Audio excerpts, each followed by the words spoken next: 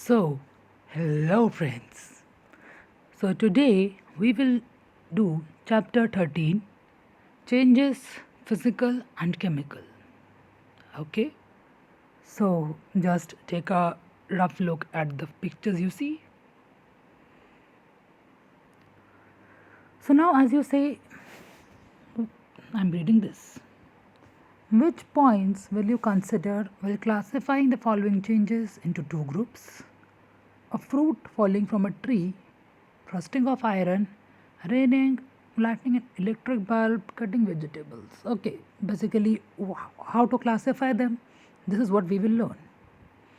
Okay, now, basically, in that above examples, what things have occurred naturally? Evidently, none of them. Okay, maybe except this. This is not what we do, this is what happens naturally inside the body. Okay, now what is it? We have studied some example of changes. Changes like ripening of fruit, spoiling of milk occur naturally. These are called natural changes. Okay, it means anything with which we have not done, that just happened naturally, is a natural change. Okay, now the second thing is, what are man-made changes?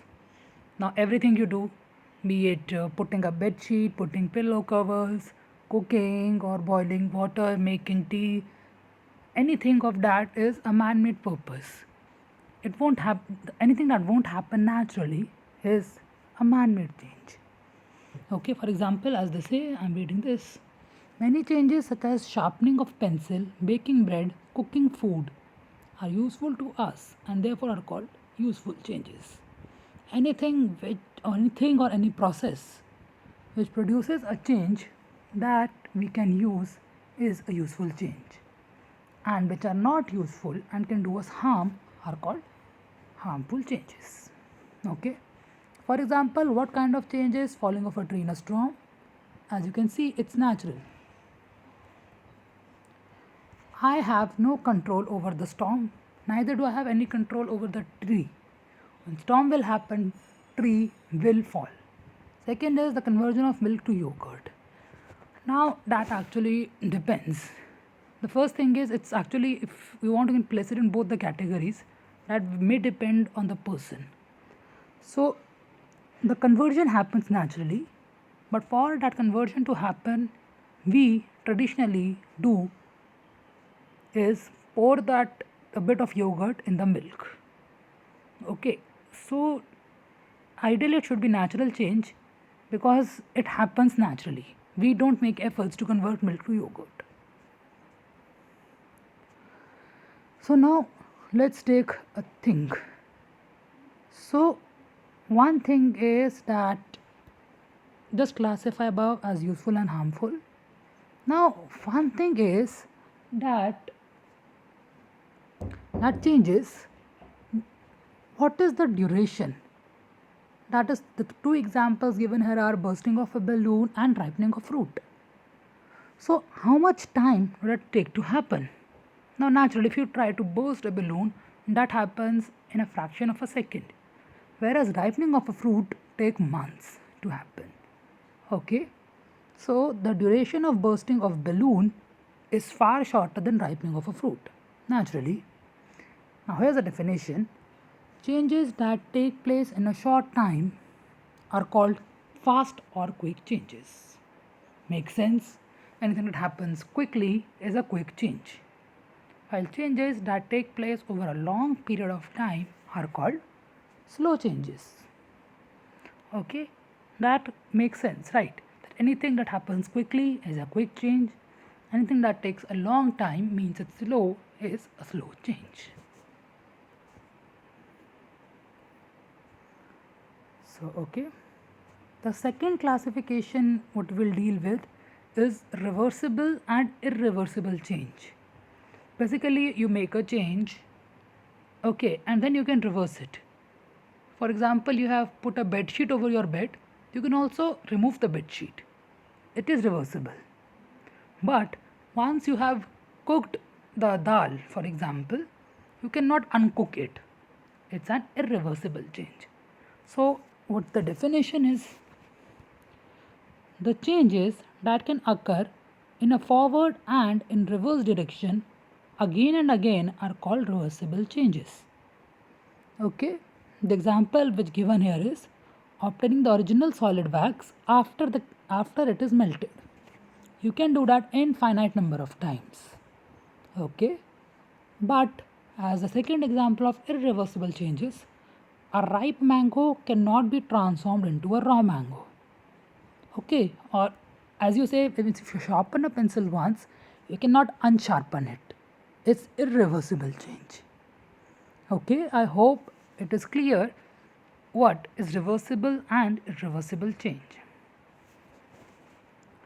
Now, the second change we deal with is periodic change. Okay, basically, the term periodic is used for something that happens after a period of time, and we know that after, say, okay, let me, if you give an example, I'll say after every 1 week I change the bed sheet. Okay, that's an example of a periodic change. And non periodic changes, when you don't know whether it will happen, that will happen after some time, is called periodic change. Okay, I'm sorry, what happened for right now. Basically, for example, the earth will rotate about the sun. This will happen every year. But something that does not happen. Okay, so something that does not happen. Let's make a scenario. Filling of a water bottle. You see, we don't know when we will fill the water bottle next. So it's a non-periodic. We don't know when we will fill the water bottle next. Naturally, we will fill it in this case. Okay. So periodic change as defined. Some changes, okay. Some changes occur again and again after a definite interval of time. Such changes are called periodic changes. Okay. Like I said, that if you change the bedsheet weekly, it is periodic because you know after 1 week you will definitely change it. On the other hand, it cannot be said whether certain changes reoccur after one occurrence. Even if they reoccur, the time is not fixed. As I said, you fill the water bottle once, you may not need to fill it. Or even if you need to fill it, it's not constant. It's not that like after 1 hour I'll fill the water bottle. Okay, such changes are non-periodic changes.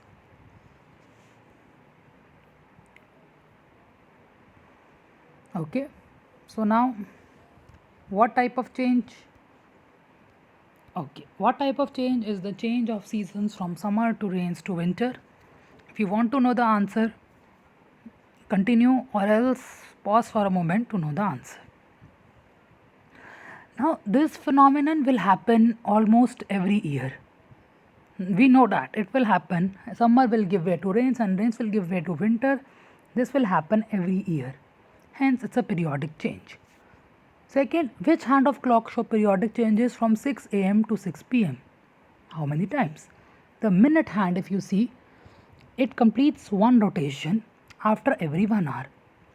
Hence, it's a periodic change. So, the minute hand and second hand, both. And for times, minute hand changes after every 1 hour. So, 6 times it changes. And second hand, it changes for 1 minute, basically 60 into 60, it changes for 3600 times. Okay. So which of the changes shown are permanent? Okay. So ripening of a mango, it is permanent, and this is also not permanent. You place the iron fillings back there and it will again become this. Ripening of a rose, it's irreversible. It's permanent. In melting of water, this is reversible. You can again place it in refrigerator and it will again be frozen. Okay.